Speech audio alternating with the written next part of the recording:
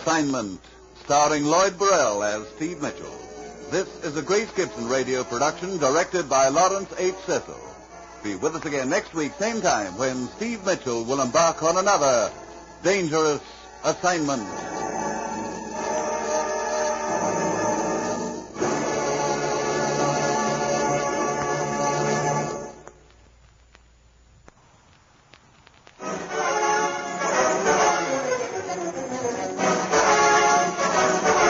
Baghdad, Martinique, Singapore.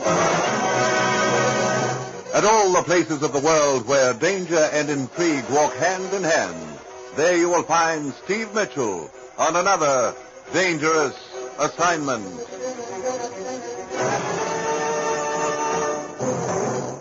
Dangerous Assignment, starring Lloyd Burrell as Steve Mitchell.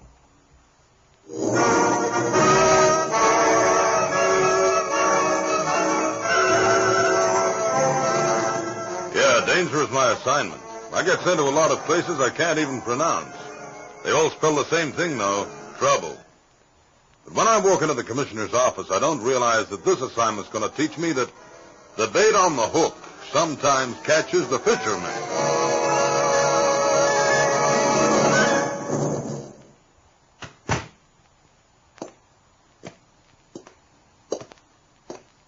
Morning, Commissioner. You sent for me? Steve, it looks like we've finally got a lead on the Bradford report. Bradford? Mm-hmm. Oh, you mean Bill Bradford, the foreign correspondent who was murdered in Stockholm the other day? Yeah. He'd been digging up information on half a dozen European big shots, businessmen, men he believed had formed a huge international cartel which, in effect, would strangle the European economy. And when last we heard from Bradford, he'd finished the report, was sending it on to us. But we never received it, huh? No. Naturally, we thought Bradford's murderer had destroyed it. What's this about a lead we've turned up? Well, yesterday, our embassy in Copenhagen received a telephone call from Stockholm. The call was from a woman named Christine Wollman. We believe she's found Bradford's report. Well, that's a break. Why'd she call our embassy in Copenhagen, Denmark, when she's in Sweden? She isn't anymore, Steve. The woman sounded frantic. She was afraid for her life. She made a phone call just a few minutes before she boarded a freighter bound for Copenhagen. I see. I take it I'm supposed to meet her there when she arrives, huh? Yeah. I've already contacted our embassy, told them you're on your way. Steve, it's vital we recover that report. It names names, describes the activities of this group we're after. This cartel represents a serious threat to European economy and defense, Steve, and therefore to us. It's got to be broken up. Well, that's all. You've got your assignment. Good luck.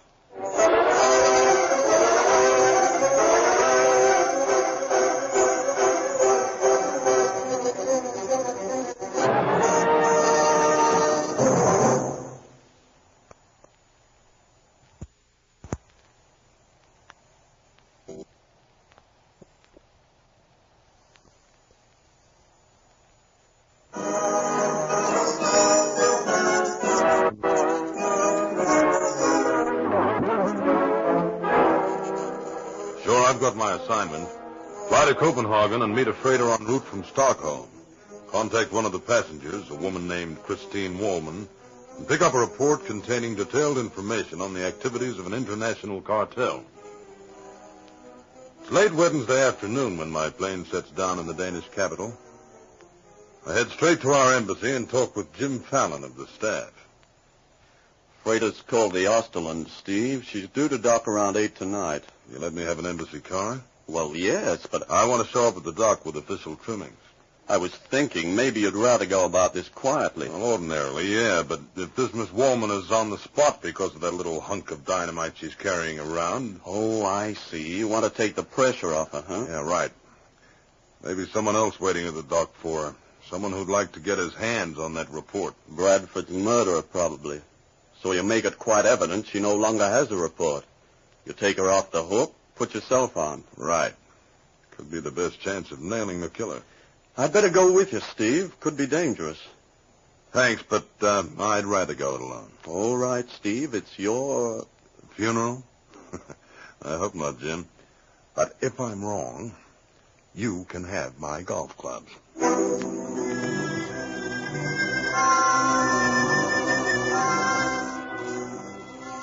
It's a few minutes before 8 that night when I pull up at the docks. The freighter Osterlund is already tied up. Her cargo is being unloaded. I get out of the car, start down the pier toward the gangway. Look out! I dive headfirst into the open warehouse door as a half-dozen packing crates crash on the dock just a few feet away. You not hurt this, sir? No. I'm all right. The crane cable must have broken. You're lucky you... Where's that crane operator? A shack over there. I don't see him. Look, there he is on the floor. Yeah. Niels. Oh, he's all right. Somebody slugged him. I get the doctor. Hey, mister, where are you going?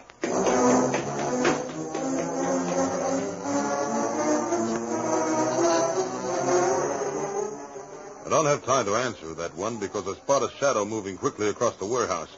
I take off on the double. I circle the warehouse, come around to the dock on the other side, and then as I round the corner... Hold it, Buster! Take it easy, Steve. Well, Jim Fallon. Afraid he got away from me. I spotted him ducking out of the shack, took after him, but he got past me. What are you doing around here, Jim? I thought I told you to keep I know, but I thought it wouldn't do any harm to keep an eye on things as long as I stayed out of sight. If I hadn't yelled, I might have inherited those golf clubs of yours, Steve. Oh, you're the one who cried out, huh? Yeah. I happened to notice that haul of crates moving overhead, and then it stopped. Like I was waiting for you to reach the gangway. I saw the first crate topple, and I yelled. Well, thanks. Well, I better get on board and see Miss Woolman. See you later, Jim.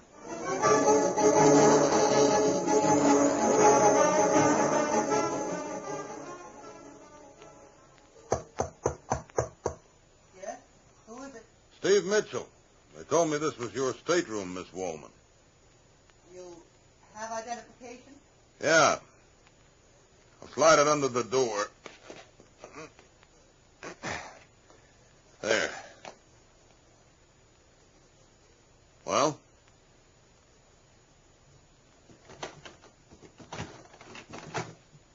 Come in, Mr. Mitchell. Oh, you don't know how happy I am to see you. Things getting a little rough? A little? That's putting it mildly. Here, I'll be obliged if you'll take this off my hands. I never knew 2 sheets of typewritten paper could cause so much trouble. Thanks.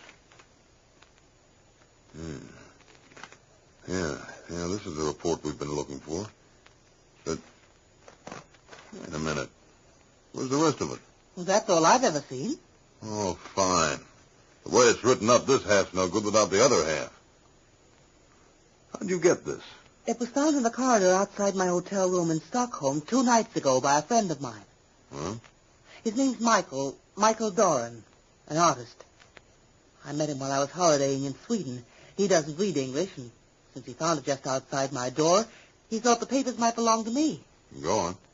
Well, I couldn't make much sense of the papers, so I tossed them in the wastebasket. Michael and I went out to dinner, and when we got back to my hotel room sometime later... The place was in a shambles, huh? Yes. Well, it didn't dawn on me that the papers had anything to do with it, not until the next morning. I read in the newspaper something about an investigation of a correspondent's murder. His name was Bradford, and I remember I'd seen the name on the last page of that letter, or whatever it is. I see. I fished the papers out of the wastebasket, stuck them in my purse, and checked out of the hotel. On the way to the boat, my cab driver started acting funny, and I noticed he was not taking the right route. We hit a traffic jam, and he was forced to stop. I got out fast, ran. Is that when you made your phone call to the embassy here in Copenhagen? Yes. This friend of yours, the man who found the papers, how well do you know him? Michael? Oh, I met him a few months ago. He was very nice. Why? Well, that yarn of his about finding the papers in the hotel corridor. You don't believe it? would have happened that way, but it just seems a little strange, that's all. What are you driving at, Mr. Mitchell? Oh, nothing in particular. He's still in Stockholm? I suppose so. Look, would you mind telling me what this is all about? Why all the fuss over a couple of sheets of paper? Very important sheets of paper, Christine. The missing half of this report is just as important. Whoever has that half is responsible for what's been happening to you, that's for sure. I see. Well, little Christine is out of this mess now, and I couldn't be happier. I understand this freighter is moving on up to Oslo tonight. Are you staying aboard or getting off here in Copenhagen? Copenhagen for me. I don't think I could stand another day aboard this ship. Well, if you could stand another 15 minutes, I'll buy you a drink. 15 minutes I could stand.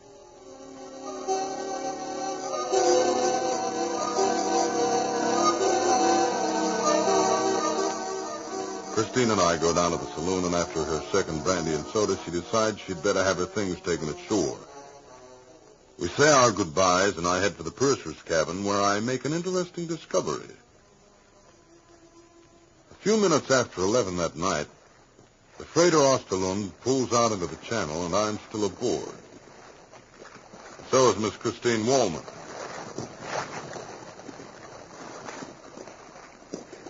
Hello, Christine. What? Why, Steve. I decided a sea voyage would do me good. Didn't expect to find you on board. I changed my mind. A woman's privilege.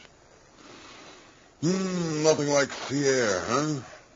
I thought you had pressing business back in Copenhagen. I mean, regarding this person who has the other half of that report you're so interested in. Why aren't you after him? I don't have to go after him. I'm going to let him come to me. I don't understand. You said someone tried to get into your cabin this morning. Yes, that's right. Oh. You mean you think this person is still on the ship? Yeah, and he must know now that I have the paper. You don't have to worry. Very comforting thought, Steve.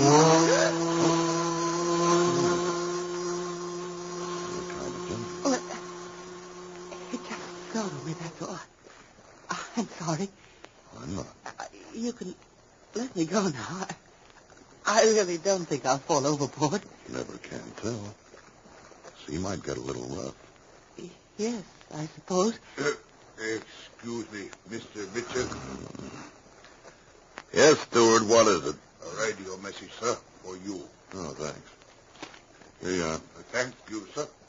Hey, excuse me, Christine. The message is an answer to one I sent our embassy in Stockholm earlier. There's a brief report on Christine Wallman, formerly Christine Hansen, married in Stockholm 3 months ago to Gustav Wallman. No trace of boyfriend Michael Dorn. There's the suggestion I contact the embassy back in Copenhagen, get further information from someone there who knew girl personally, someone who had once been engaged to her. The name jumps up at me from the typewritten page. Jim Fallon.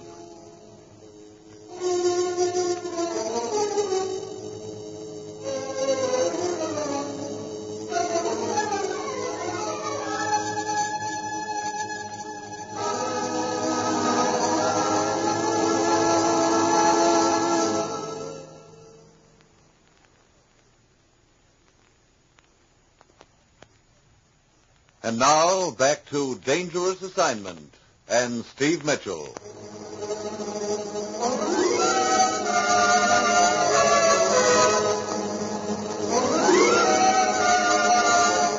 All of a sudden, there's a new element in this. Jim Fallon, who used to know Christine.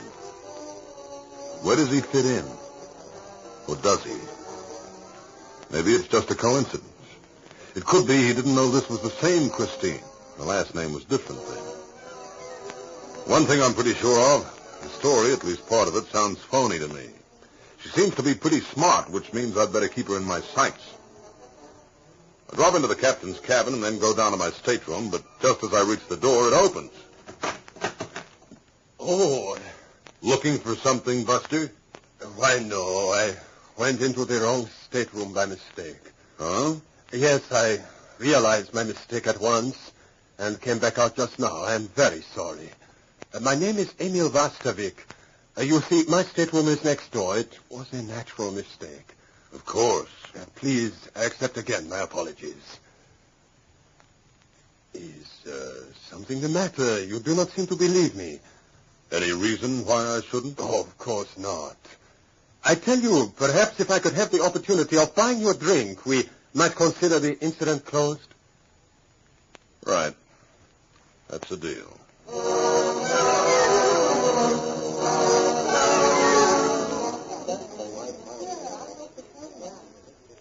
Ah, the woman of my dreams. What? See, the girl who just entered the lounge. Christine? You know her. Slightly. You a friend of hers? I would like to be. But unfortunately, she does not seem interested. Did you know her before the boat trip? I regret to say I did not. Perhaps if you know her, as you say, you could arrange a proper introduction for me. Yeah. Maybe I could, Emil. I beg your pardon. Yeah? I could not help overhearing your conversation. What about it? You are a much-traveled man, are you not? I suppose you could say I am. I always like to listen to voices, to learn what I can about people, where they were born, where they have lived. If you do not mind, Mr. My name is Bergdahl.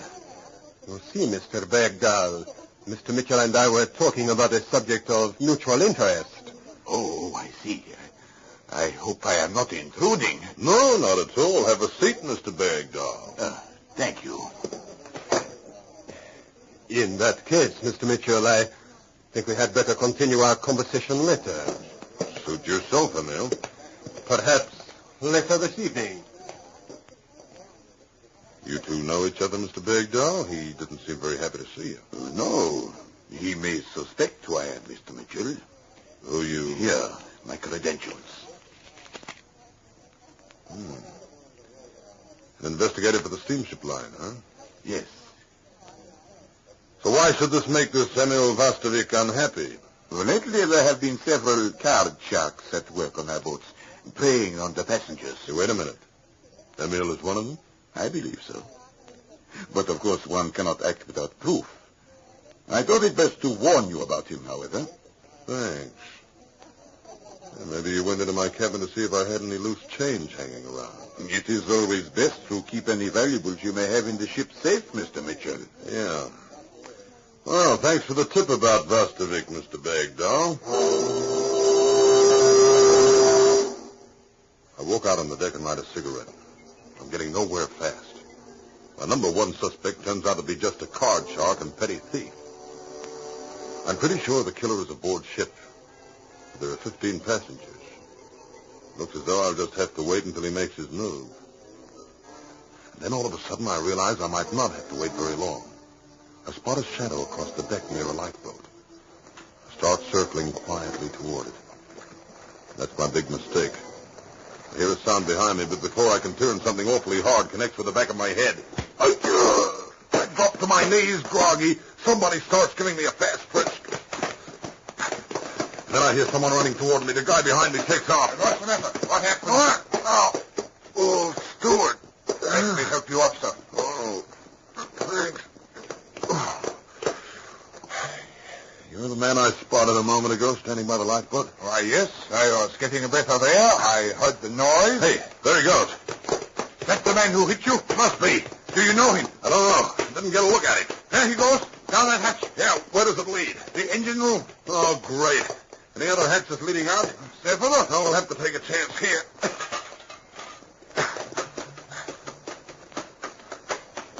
Can you see him? No, a little too dark. What's up? What was that? A wrench. He's down at the end of that catwalk. He's out of sight now. Yeah. Maybe when we get around the corner here. See him anywhere? No, not a sign of him. Looks like he's given us the slip.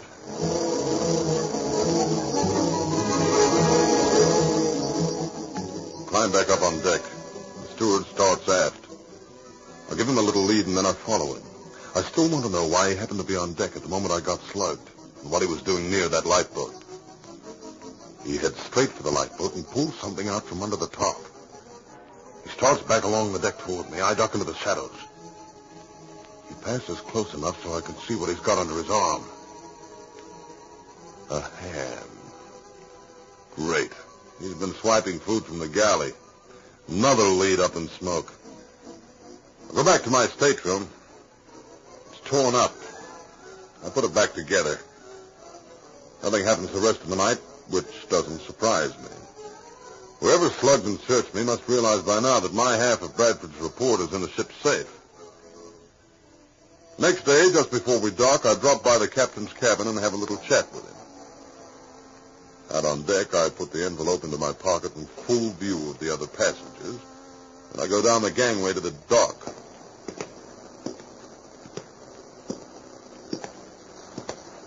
Mr. Mitchell! Mr. Mitchell! You remember me?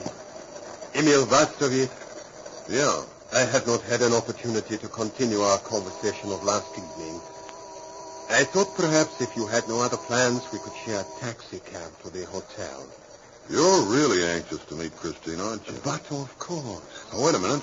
There she is over there. I'll see if I can arrange it. I would greatly appreciate it. Christine. What? Oh, Steve. Hello. Have you found out who has that other half yet? Not yet. I should think you'd be checking the other passengers. I have been. Like to share a cab to the hotel? Oh, well, thanks, but I'm in rather a hurry, and It I... shouldn't take us long to get there. Well, really, I... Besides, there's a fan of yours who wants me to introduce him to you. All right. I tell you, wait here for me. I have to go see about my baggage. I'll only be a minute. She disappears around the corner of the warehouse. I follow. She goes right by the baggage shed and on down the pier. So far, everything's going according to schedule and just the way I planned it. She goes into a long shed at the end of the pier, storage warehouse for the fishing fleet. I walk slowly up to it and ease inside. It's dark. I know I'm heading into trouble, but I'm hoping my hunch is right. If it is, I've got my killer. If it isn't, I'm a dead duck. Stop where you are. Well. Bergdahl, the phony ship's detective. Yes. I followed you inside. My gun is in your back. Oh, don't worry. I can feel it. You gave me that routine about keeping valuables in the ship's safe to try to smoke me out. To see if that's where I'd put the papers. You were very non-committal. However, just before docking, I saw you get your envelope from the captain. You killed Bradford to get the report. Who hired you? The gents whose names were on the list? Originally, yes. My job was to destroy it.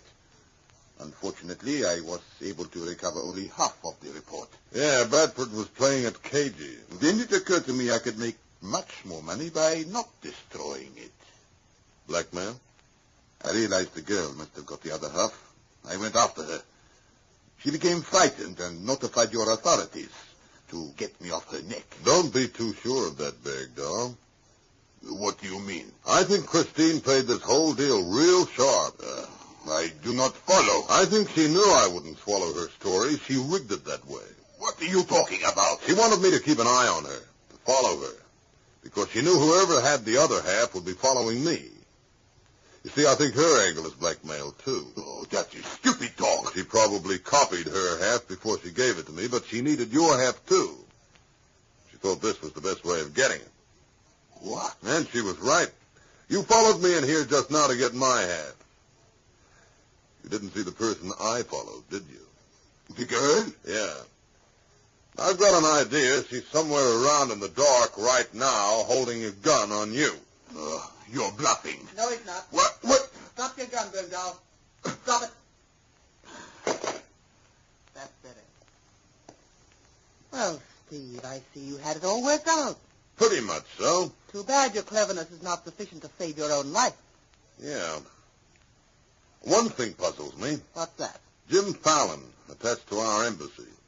Our investigation of you showed that he used to be pretty friendly with you. Oh, I used to go with Jim. It sometimes proved profitable to know the right people. I've made a lot of money off the information I picked up that way. But Jim was a losing proposition. I could never get any information out of him, so I gave it up. Bergdahl, your half of the report. Let's have it. I haven't got it with me. You're lying. You're working alone, double-crossing the outfit that hired you. There's no one else you can trust. Let's have it. I hid it. You better find it fast, by the count of 3. 1. I tell you what. 2. Wait. Did you find it? Yes, it's in my shoe. Hand it over. Right now. Bergdahl bends over and starts untying his shoe. I know I've got to do something soon. The second Christine gets that missing half, Bergdahl and I are dead. Suddenly he grabs at his gun on the floor. Christine spots it and lets him have one. I dive at her as Bergdahl tumbles. Before she can pull the trigger again, I twist the gun out of her hand. Let go. I'll take it. Easy. Thanks. You... Well, what do you know? Bergdahl was telling the truth. Here's the other half of the report. Well, that cartel isn't going to get very far. Steve, you've got both halves of that report now. It could be worth a lot of money to you. To us. Sorry, lady. I don't have both halves. What? But Bergdahl and I both saw you pick up an envelope from the captain. Yeah, an empty one. The other half is still in the safe. What? You've been using me as bait all through the deal, Christine. So I decided to go fishing, too. It's probably the only time in history anyone's caught 2 fish using an empty envelope for a hook.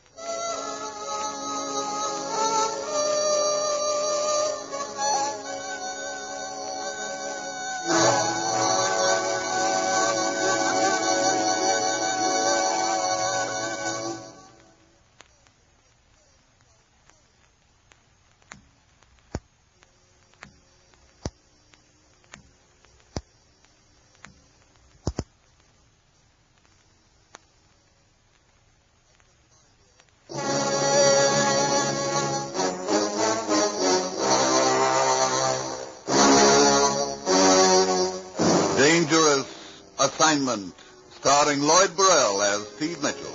This is a Grace Gibson radio production directed by Lawrence H. Cecil.